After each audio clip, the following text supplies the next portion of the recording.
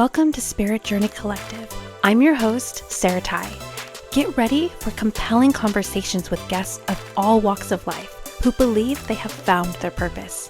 Together, we will uncover unique backstories, hearing the raw experiences that led them to the work they are doing today. Let's expand our minds together with the captivating stories and inspiration that awaits. Thank you for joining me for another episode of Spirit Journey Collective. I have a really great guest today. Her name is Stephany Ann. She's an attorney, an author, a mom of 3 boys, and a border collie. And she's also a survivor of a narcissistic abuse. And that's what we're going to focus on and dive in and talk about today. So first of all, thank you so much for being here, Stephany Ann. Thank you so much for having me today. It's a real honor to be here on your show. I really appreciate it. And yeah, I would love to just hear maybe just a little bit more about what you're doing right now, like what your focus is right now, and kind of a little bit about you. Yeah. So as you said, I'm a mom to 3 little boys. Right now, I am just taking some time off. I am an international best-selling author and an author, and I'm working on a series on when you love a narcissist. So my roadmap to where I went through everything to where I am today. And so I'm just taking the time off. I'm over here in Oregon in the snow, trying to get as much skiing and snowboarding as I can. But yeah, that's kind of where I'm at right now. It's just taking time off writing and spending time with my boys. That's awesome. That's do you get snow? I guess you probably do get snow like every season, huh? We do. It's in the mountains. I live in the valley, and so we do have to drive up there. But thankfully, there's a ski hill about an hour from where we live, and so it's pretty nice to get up there. That's awesome. Yeah, I'm in California, so we don't really know anything about snow. I mean, it sounds like you're definitely taking the time you need just to kind of recuperate and take care of you, which self-care is not talked about enough. So it's so good that you're acknowledging that and honoring that.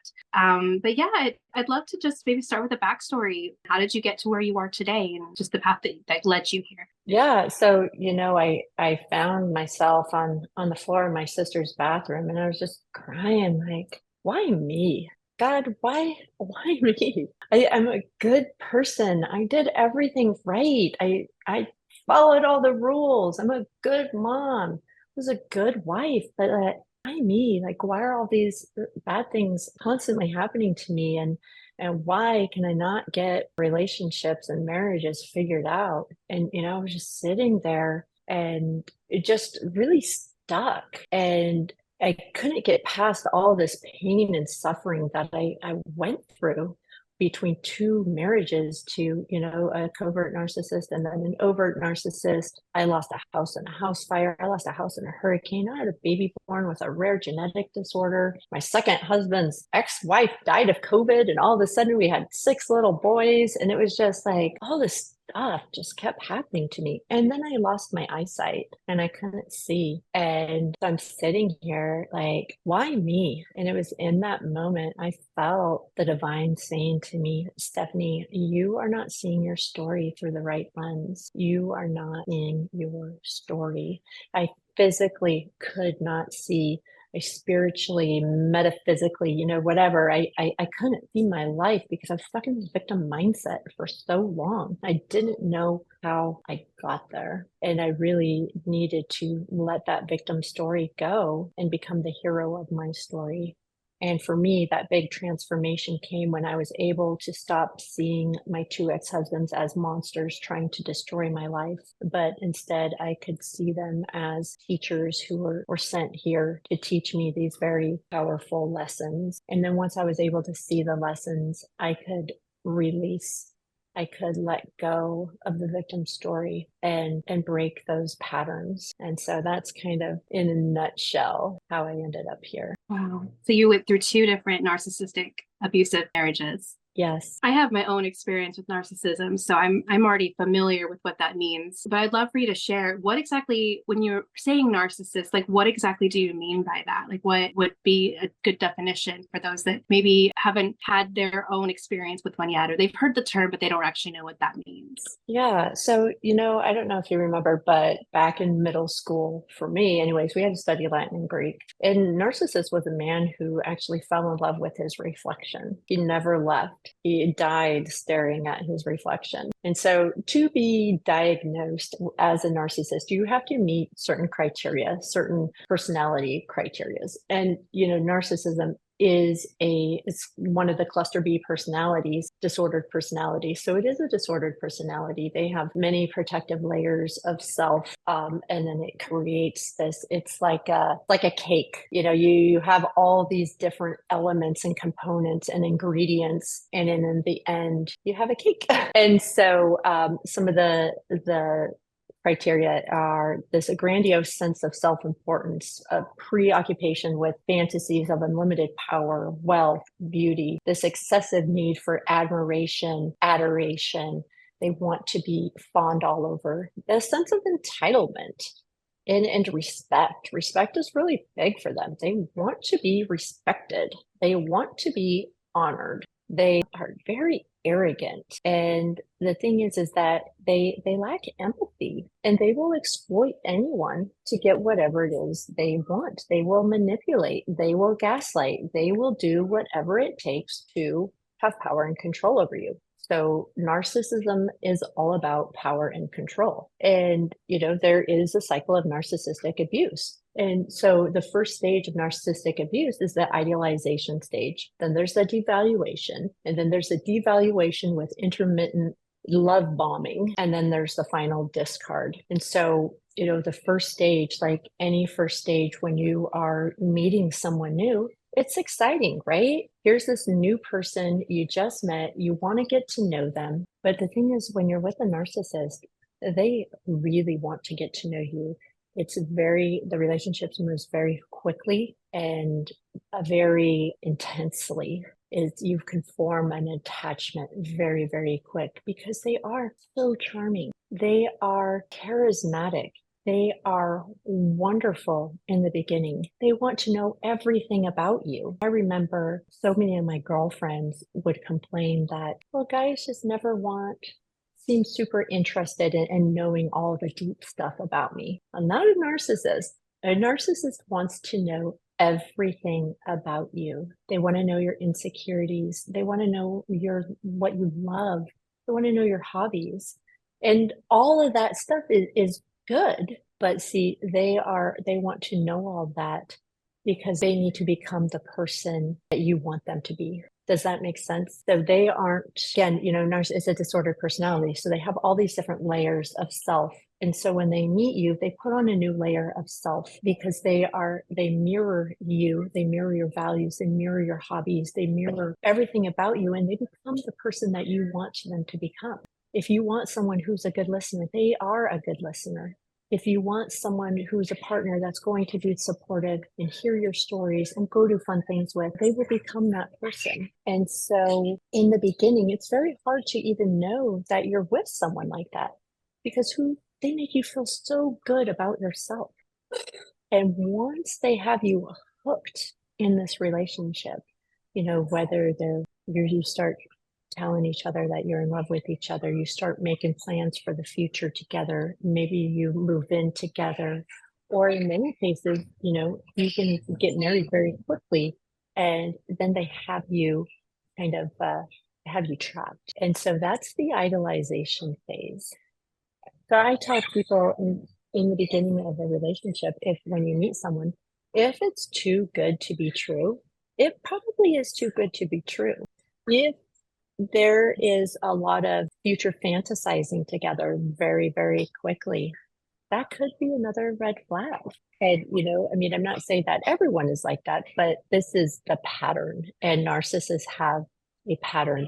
It's hard to know in the beginning. And so for me, in the beginning with my second husband, I'll use him because it's closer in time. He was wonderful. He passed the brother-in-law test. My brother-in-law is a OSP sergeant. My brother-in-law loved him. I didn't know that he was an alcoholic, hiding vodka bottles all over the place, and so it's very challenging to find the red flags because they are so good at hiding. And when you aren't looking for them, because you truly do believe this is your soulmate, and they will say things like that. Oh, we're soulmates. We're meant to be together. And, and so you believe that. then what happens is the mask comes off because someone can only pretend for so long. Then a different version of themselves come out. I don't even know if it's their real version. It is just a different version because they can't keep up that fake facade with the person that they became for you. What happens next is the devaluation phase. And this is when the manipulation and the gaslighting start. So I know gaslighting is also a term that is thrown around a lot. Gaslighting is when you manipulate another person into doubting their perceptions, experiences, and understanding of events. It's a form of emotional abuse. In fact, it is a highly calculated form of manipulation, and it involves destabilizing your sense of who you are over time. It's coercive control.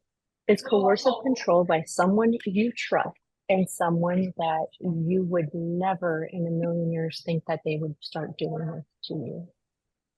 Why does the abuser gaslight? Well, they do it because it helps them avoid any blame or any responsibility. So if they don't have to, if they can turn the tables and say, that didn't happen, what you're saying is not true, and make you doubt your perception and your experience, then they've just got away with coercive control. Sometimes it is so subtle. So, for instance, some common phrases are, you can't take a joke. Why do you take everything so personally? I was just being sarcastic. You know, my second husband's favorite, he would look at his watch and he would say, oh, I know why you're acting like a bitch right now. You're going to start your period tomorrow. Those are gaslighting phrases. I'm very familiar with gaslighting. And another one that I used to hear quite frequently from my past narcissist was, the past is the past. And that was one that I heard, I'm doing better. That's the past. Even if the past was an hour ago, even if it was a pattern that had happened before, it's in the past. Let's move forward. But you hurt me a lot an hour ago. And so those phrases, to basically, another term for gaslighting is also crazy making, where they make you doubt yourself. And I think the term gaslighting, I don't remember like the specifics, but it comes from like an old movie, right? Yes, there is an old movie. It's called Gaslight. Actually, I've never seen it, but so many people talk about it all the time. Yeah, he like purposely turns the light on and off with this gaslight. And then whatever the wife says it is, he says it isn't, until she thinks she's crazy, when it was like a manipulative breakdown to get her to think that she was crazy. Oh yeah. And that's what they do. Yeah. And over a long period of time, gaslighting, like you said, is so harmful because the self-doubt comes. You start thinking, am I the narcissist? Do I have a disordered personality? You know, like one of the favorites is, well, you're bipolar. You start, and then we start making excuses for their behavior to protect them. It erodes your self-esteem and your ability to choose healthy situations in the future. Yeah, gaslighting is so harmful. And the scary thing is that it's intentional. Think about that for a second. It's intentional. Because I always hear so many people say, well, are they even aware? Do they even know what they're doing? Yes, they know what they are doing, because gaslighting is intentional. They intentionally lie and deceive to confuse you. Because if they can confuse you and keep you in this fog, they have controlled you. And again, it's all about power and control. What happens is, you know, you're in this devaluation phase where, you know, it's like you're walking on eggshells. You don't know what just happened. You went from like this blissful, wonderful fairy tale romance to all of a sudden this Dr. Jekyll, Mr. Hyde personality, and it's night and day difference, and it's very confusing. So all of this gaslighting, all the manipulation, the love bombing, and the devaluation all creates this thing called cognitive dissonance. And you start to live in this fog of what is real and what is not real.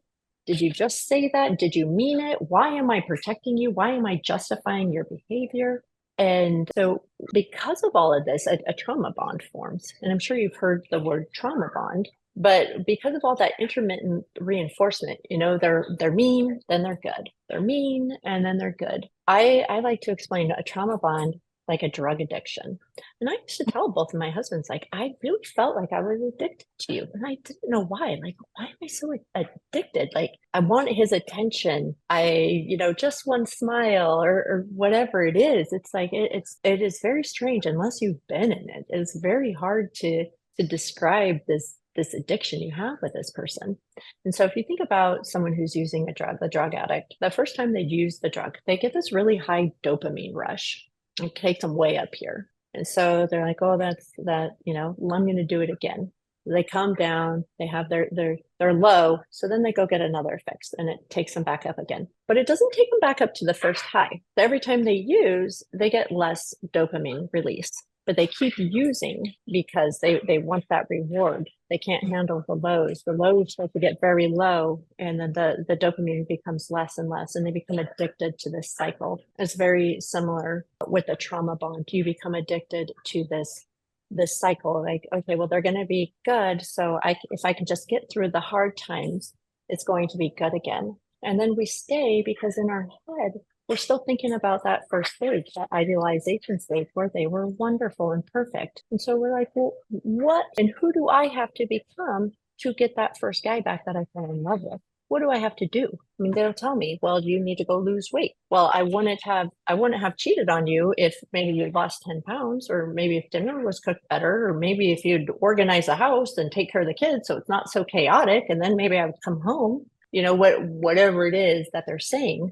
We become something different. We think that we are changing them, but we're actually the ones who become changed. And then we've either turned into this robot that just reacts and is this kind of hollow, empty shell of a person because we've been conditioned and they don't think we're fun anymore. And so they discard us, or we find worthiness within ourselves and we say, we're done with this cycle. I'm out, and we leave. I feel like only two ways of getting out of these relationships. So that's kind of an overview of the cycle of narcissistic abuse. 100%. And it's so funny because I've really only been in one narcissistic relationship. And it's just, as you're explaining the different stages, I was like following it in my own past relationship. That's exactly what happens. The idealization stage in the very beginning with the one that I was with, it's exactly what you said. He took a huge interest in me. He texted me all day long. He asked me all the things that I loved and became everything that I wanted in a person. And he was very calm and sweet and gentle. And I mean, everything that I wanted in a partner. I want to say it was probably 4 or 5 months in, there was a shift and he started getting angry. There was yelling. That's when I learned the word boundaries was actually with him. So it was a good, but I mean, I didn't even know what a boundary was until, thank God, I was in therapy and my therapist started feeding me these little nuggets of wisdom, and it was very perfect timing. But yeah, he would have these outbursts, and he knew I had a domestic violence background where I didn't want to be yelled at, and I wanted to talk things through like he did in the beginning. And all of a sudden it was explosive outbursts and me running away from him because he wouldn't leave me alone. And that was the devaluation stage where anything that he did, he had an excuse for. And he would be so good at apologizing. That was what got me too, is he was so good at saying sorry that he seemed very genuine. And I didn't know how it was possible for someone to come off so genuine with their sorries and not actually mean it. Thankfully, I knew domestic violence, just the domestic violence pattern enough to go, wait a second. So I was only with him for about a year, but it was the most manipulative experience I ever had. And it was exactly like you were saying, and all those stages. And so for those that are listening, I mean, because there is a difference, I think, between domestic violence and narcissistic abuse. I think they can intertwine and overlap, but I don't think every abuser is a narcissist. And exactly. Yep. So there is a difference. And so the patterns are similar. I think the patterns of like physical abuse is similar, but I think the actual narcissistic abuser is different because there are these specific stages. Yeah. And, in the cycle of domestic violence, there are the stages as well. But I like what you said, that just because there's domestic violence doesn't mean it's with a narcissist. A narcissist is a person with a disordered personality. They have to meet the criteria. They have to have these traits. And there is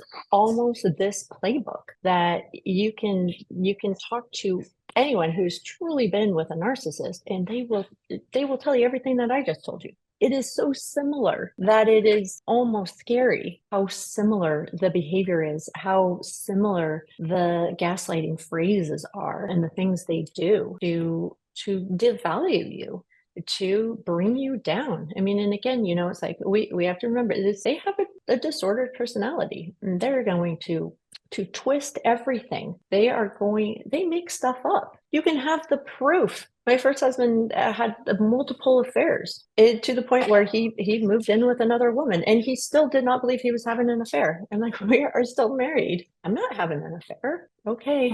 So you can have all the proof you want, and they will not believe you because they live in their own delusion. They live in their own world. And, just as a precaution, never call a narcissist a narcissist. It is like just putting smoke bombs on a fire or something. You don't even go there. I've heard that narcissism can't be cured. I've heard different things, but that's kind of the main consensus that I've heard. I have an interesting take on that because I come from more of a spiritual background where I think that we all are one. We're no one is better or lesser than, all of that stuff. And so I do think that if a narcissist is able to acknowledge and that's the key point, right? And most narcissists can't. Most narcissists are unable to see, because many people think narcissism is coming from a place of grandiosity, where they think they're God, right? But it actually comes from this place of deep insecurity. And so they would have to be willing to see their own faults, and that's what they're hiding from. That's what they are unwilling to see, is the fact that they're human, right? Just like we all have our own faults, we all have our own negative traits, but most of them are not able to see that. I have heard different stories of people who've been able to, through extensive therapy, start looking at themselves. And I think that that's extremely rare. But I do think that, I don't know, for me personally, I have such a hard time with it's uncurable, because I think that it could be if they're willing. And I think that that's the hard part. Most of them are not. Absolutely. I completely agree with that as well. It's the awareness. Before you can even work on yourself, you have to be aware that you have a problem. And so, like I said in the beginning, with all this victim mindset that I have, when you're stuck in this victim mindset, you can't see the lessons because you didn't do anything wrong. Okay. We're blind. We are unaware. So with a narcissist, similarly, they are unaware, as in a sense, they do not want to be aware of, they don't want to deal with their stuff. This is why they keep putting protective layers on. Because, for whatever reasons, whether it was something in their childhood or in their past, or I don't know, I'm not a psychiatrist, but whatever those reasons are, they would have to deal with that stuff. And it is so much easier to discard and have a new person lined up and jump into a new relationship a week later, get married a month later. I mean, we hear this all the time, because then they don't have to deal with their stuff. If they can just pretend like you never existed, make you go away, they move on to the next relationship, the next person, the next supply, then they can just keep on going and living that life. It's a very sad life, but we cannot change them. And until they become aware, they're not going to change either. And, I love Lundy Bancroft. I don't know if you've read any of his books. He's written Angry and Controlling Men. Why did they do this? So he's been working with abusers for, 30 plus years. And he is the first one to tell you less than 2% will actually do the work and become aware and change. The rest won't. So we need to stop focusing on trying to change them. Well, maybe if I just love them enough, or maybe if I just change all these things about me, then they will change and they will love me and all this stuff. No, the only thing that you can do is let them go, and you work on yourself and you rediscover who you are. Yeah. So I'm not sure if you've checked out any of my other podcasts or anything about me, but I am a spiritual advisor. I'm an interviewer, tarot reader, and it's very similar to when people come to me and ask me about how their partner feels about them, and focus so much on what their partner needs. And I'm always trying to redirect it back to them, because it doesn't matter. The cards might say the partner loves them, but if they're not treating them right, or or if they're not good for them, then why are they there? It doesn't matter what the other person thinks, because we are only responsible for ourselves and what happens to us and our. Yes. And that's a really hard concept when you want to do whatever it takes to be whoever you need to be to keep this person. And that's not how it works. Unfortunately, it's just, they have to decide if they're going to change or not, but you can decide if you're going to change. And that's where the power comes back in your own hands, right? It's time to take a short break from our wonderful speaker. Are you in the need of guidance around love, career, family, life, or purpose? Embark on a spiritual journey inward with an intuitive tarot reading. Depending on what you're needing and looking for, I offer private one-on-one sessions as well as personalized email readings. It doesn't matter what the question is. A reading with me provides connection with your higher self, offering curated personal messages, or what I like to refer to as spiritual roadmaps, guiding you to the future outcome you desire. Readings are insightful and affordable. If you'd like more information or to schedule a reading with me, please see the link below. Have you read the book The Mastery of Love by Don Miguel Ruiz? No. Oh, okay. Because some of the stuff that you're bringing up, it reminds me of the book. And, I think so much in our culture and our society, it's like, well, you commit to someone and then you have to be with this person for the rest of your life and 100%, and you can't get divorced. You can't move on. And love really is, sometimes we outgrow people. Sometimes, yes, we want the happily ever after, but sometimes that's not always love. Something, the best thing you can do is to let other people go and then love yourself and focus on you. And that's okay. But I think because of, our Puritan values that, the US started on, it's like, well, no, you get married, you stay with this person forever. But that's not always healthy and best for you. Yeah. I would love to hear on your end, because you did say something I thought was really interesting in the very beginning. You said that you used to think of your exes as monsters. And I think most people who've been in narcissistic abusive relationships would feel that way, right? When I think back to that particular ex, is that they're monsters because, you know that there's unintentionality to it. You know that it's manipulative and there's gaslighting and they purposely break you down after they build you up, so it's hard not to look at them like monsters. So I loved the fact that you said that you actually were able to somehow shift that perspective and not see them as monsters. And I love that because I'm more on the fence of compassion and like, hey, that doesn't mean I want you in my life, but like you were to your point a few minutes ago, it's really sad. Their existence is extremely sad. It's all built on this delusion, right? And it's, yes, their behavior can be monstrous, but they're also humans underneath all of that. And so I would love to hear about the shift of how you went from seeing them as monsters to seeing them more as, human beings, and what that journey looked like for you.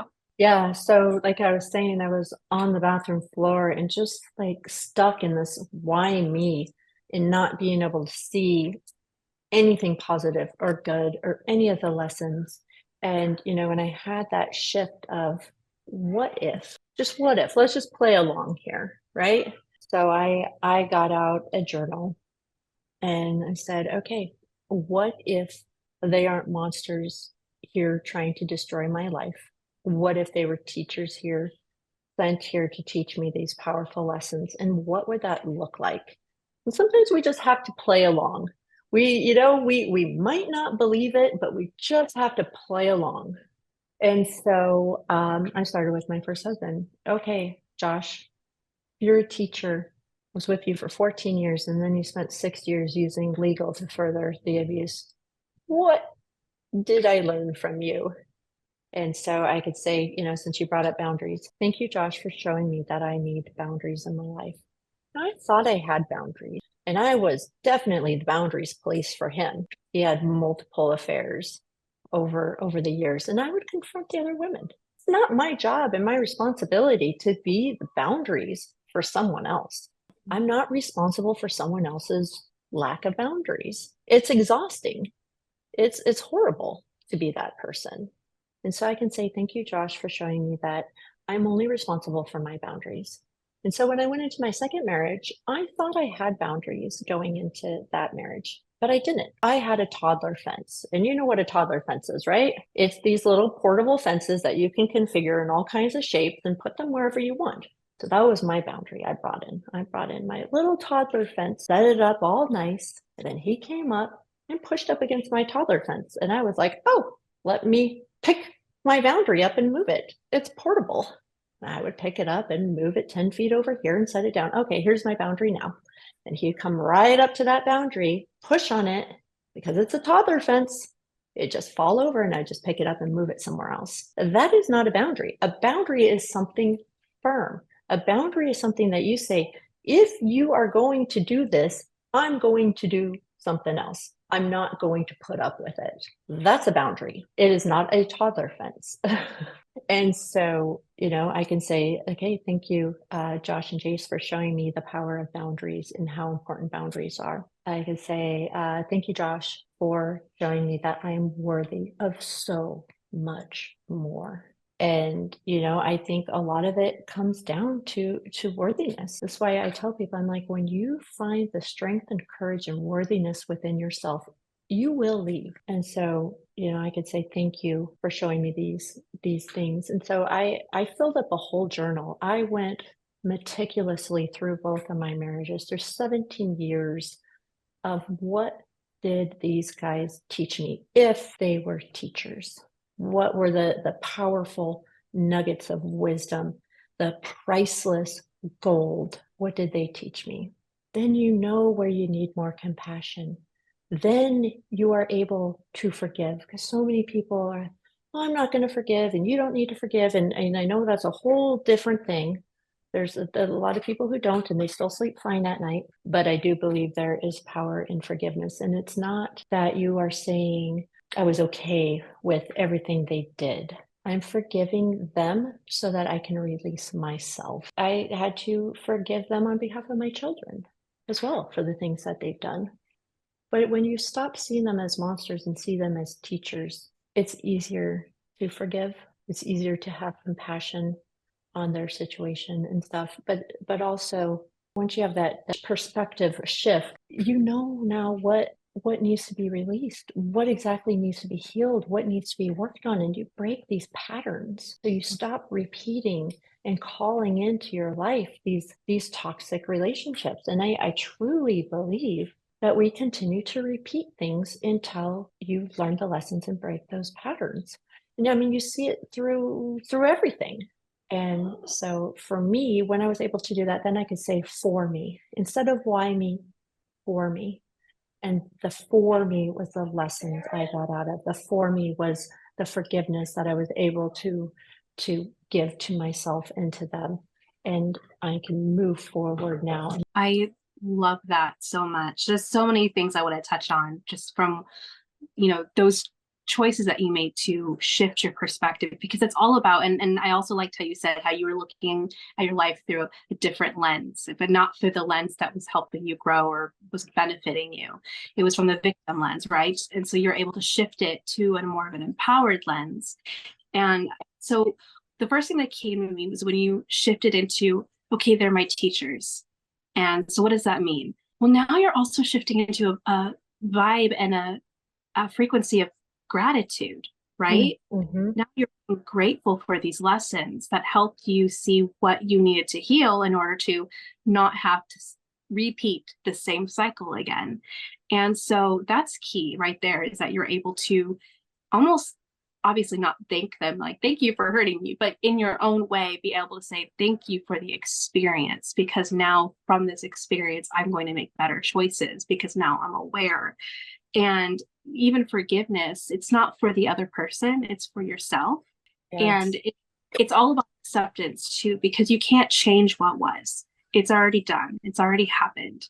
So the forgiveness piece is more about accepting it for what it was, so that way now you can put it to rest and allow yourself to move forward without carrying that baggage and carrying that weight. Yes. Right? Absolutely. 100%. And I love how you said with the gratitude, because I've never thought of it like that. They were horrible and they did very horrible things to me and to my children. But oh yeah, we don't want to hold on to that. Like you said, that's the past. And I'm not thanking them that for these experiences. I mean, I wish I didn't, but I can also say that because of everything I went through, they have propelled me into a whole different purpose and meaning for my life that I didn't know my life would be shifting this way. Yeah, exactly. And I also love how you said that it was happening for you, not to you. That's something else that I teach when I do readings for my clients. Everything happens for you. It happens for your highest good, for your highest growth, even the most difficult situations. And it's the difference between victimhood and stepping into your power. Because when you're a victim, you're saying, oh my gosh, this isn't fair. This shouldn't be happening. Why me? Versus when you're stepping into your empowerment, you're like, okay, this really sucks. This is a really hard situation. I don't like it, but how can this be helping me? When you're able to actually ask those questions, like, how is this for me? Then you're finding the things you can do about it to allow yourself to move forward. That's when there's actual movement. And it's like you're taking the power back. You're not letting the situation define you. And I also loved how you defined boundaries too, because that can get really muddy. A lot of people throw that word around and sometimes use it in like a controlling way. And it's exactly what you said. Boundaries are you're deciding how you want to be treated. You're deciding what your line in the sand is. And you're not controlling anyone. If someone wants to not honor your boundary, that's fine. That's their prerogative, but it doesn't mean you're going to stick around for it. So it really sounds like you, through this experience, you're now able to not only move forward and call in better experience in your life, you know, because now you know what you will and won't accept, but it's also allowing you this voice to teach other people who may never have heard of the word boundaries, or who probably are thinking of their abuser right now and thinking, how am I supposed to see that person as a teacher? They're a horrible person. Just a slightly other perspective that they didn't have before. So, and that's why when I say it as well, like just pretend for a second what that would look like. You don't have to fully believe it, but just pretend. Exactly. It's a little bit of fake it till you make it, right? Yeah. Yes. So for any listeners that are, you know, that are listening to this and realize that they may be in a relationship with a narcissist, or maybe they know someone who they think is in a relationship with a narcissist, what words of wisdom would you share to them right now? If you are in a relationship with a narcissist and you want to get out, it does get better. It is so much better. Choose yourself. We can't change them. We can't love them enough to change them. We can't change ourselves enough for them to change. We're only responsible for ourselves. And so take the first step. And it will be hard and it will be difficult, but you can do it. And, you know, for a long time, I had this attitude mantra that was, it's hard, it's not impossible, that I can do hard things. I said that probably every 5 minutes because it was hard, but then it gets better. And for people who are listening and they have friends, and we've seen it, because sometimes we don't always see because we're in the fog, but sometimes other people can see because they're above the fog looking in. And you know, some of the big things are, don't preach, don't tell them, you know, he just beat you, you know, he calls you names, because we know that. And it's a lot of times it's the trauma bond that keeps us stuck there. But just let them know that you love them, you care for them, you are here for them, and truly mean it and be there for them. Be a safe house, be a safe person for them. But don't preach, because they might cut you off. That is the hard balance, right? Is that when you're in it, it's hard to see it for what it is. And it's, you kind of already know, but you don't want to acknowledge it. It's so much easier to just pretend like everything's okay, even though you know it's not okay. And anyone that pushes against that to help you actually see it for what it is, some people aren't ready to hear that. So I do love how, you know, you're recommending, just if you know someone like that, you just basically your support for them, no matter what they choose, you're there for whatever they're ready and need someone. And holding back on judgment is also key, because I think so many people, like you were, to your point, they're like, why didn't you leave sooner? Why are you still with this person? And that's such a harmful victim blaming tactic, because unless you've been there, you don't understand how hard it is to get out. Yes, absolutely. Knowing that it usually takes someone 7 to 10 times of leaving before they finally leave. And knowing that, okay, they're showing up here and they're with me for the weekend and then they go back. And I know because that can be very frustrating. I've had friends in these relationships. I've been in them. It's frustrating on both sides, but continuing to be that person like, hey, you can show up here even 5 times or 10 times because it really sometimes takes 5 to 10 times of someone leaving and going back and leaving and going back before they're done for good. So just continue to be that support, hold space for them, don't judge. Yeah, 100%.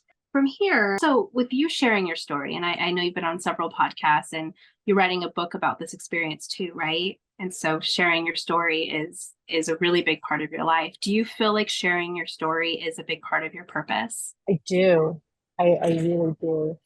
Speaking and writing, I always knew in the back of my head, even when I was in these marriages, that I would be a writer and a speaker. I just didn't know what or how or when it would happen. And so then when I got out of these marriages and everything fell apart, and then I slowly started building, I just started speaking and talking about it. And it's a form of narrative therapy. It's not for everyone, but I love it. And because you are a spiritual teacher and healer as well, I'm also an EFT practitioner and a numerologist, and I've done a lot of the Akashic records and stuff. And so when I just learned from one of my friends, he's a psychic medium, and he does a feng shui, the energy of that. But I don't know how familiar you are with that, but I'm a 2. And a 2 is the teacher. So the teacher and wisdom and knowledge, and we were meant to speak and to share and talk. In numerology, I'm a 4, which is also very similar, foundational. We're teachers, we're guides, we're speakers. And I'm the conversation card in cardology. So That's awesome. So speaking, everything's aligned. Yeah. So I know that I'm very aligned with my purpose and what I'm supposed to do. And all of these other, spiritual modalities have all confirmed that I'm in alignment.